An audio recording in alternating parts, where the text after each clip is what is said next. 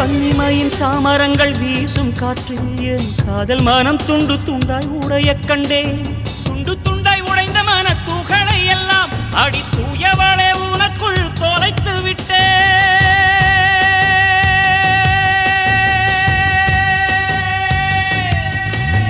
மேகங்கள் என்னை தொட்டு போனதுண்டு, சில மின்னல்கள் என்னை உரசி போனதுண்டு.